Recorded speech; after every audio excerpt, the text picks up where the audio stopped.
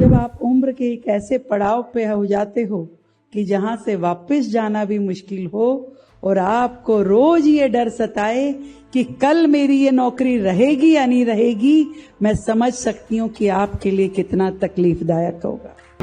मुझे कई बार लगता है कि हमारे इंजीनियर्स हनुमान के जैसे हैं, उनको उनकी ताकत याद दिलानी पड़ती। वो बीच बीच में भूल जाते हैं, मतलब वो पहले अपनी ओर से सुझाव नहीं निकालते, कह रहे आने दो, देखें इनकी क्या नॉलेज है। हर संकट का, हर तकलीफ का कभी तो अंत होता है।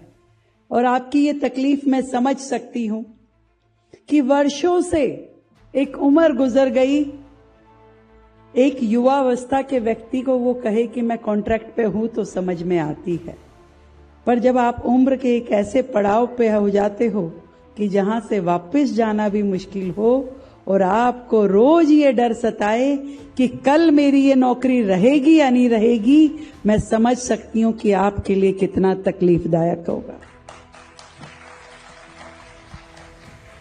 मैं ये बता रही थी कि दिल्ली की यदि सबसे रिमार्केबल बिल्डिंग कही जाए तो एक समय तक ये सिविक सेंटर था, जिसमें 28 फ्लोर है, 28 फ्लोर, और सेकंडों में जिसकी लिफ्ट नीचे तक आती थी। और 2012 में जब हम लोग निगम पार्षद बने, 11 में तो हम तो 12 में शिफ्ट हुए ना यहाँ, तो एक लगता था कि किसी इंजीनियरिंग के एक बड़े मॉन्यूमेंट में हम आए हैं।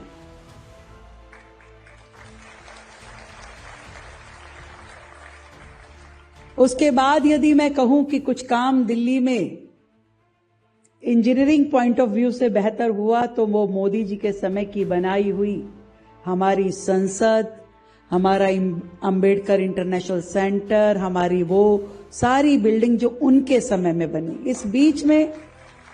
इस बीच में मुझे ऐसी कोई विशेष आर्किटेक्चर या इंजीनियरिंग नजर नहीं आई। मुझे कई बार लगता है कि हमारे इंजीनियर्स हनुमान के जैसे हैं, उनको उनकी ताकत याद दिलानी पड़ती। वो बीच बीच में भूल जाते हैं। कई बार तो हम राउंड लेते थे अपने इंजीनियर्स के साथ, तो हम बताते थे कि ये ऐसे हो जाएगा, तो मतलब वो पहले अपनी ओर से सुझाव नहीं निकालते, कह रहे आने दो, देखें इनकी क्या नॉलेज है। तो हम समस्या देखते रहते थे, सुझाव आता नहीं था सामने से।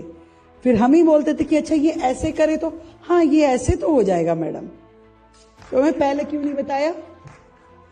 तो ऐसे हजारों, मतलब अभी एक मीटिंग हॉल बन रहा था सतीश जी, तो उस मीटिंग हॉल के बीचों बीच एक पिलर था, तो मुझे उसका राउंड करने का मौका नहीं लगा, तो काफी तैयार हो गया, तो मेरा जाना हुआ। तो मैंने देखा भी इतना बढ़िया मीटिंग हॉल बन रहा है, पर उसके बीचों बीच एक पिलर है। मैं कहा भाई ये क्यों छोड़ दिया। नहीं मैडम, ये पिलर हट ही नहीं सकता। मैं कहा क्या बात कर रहे हो तुम, क्यों नहीं हट सकता भाई।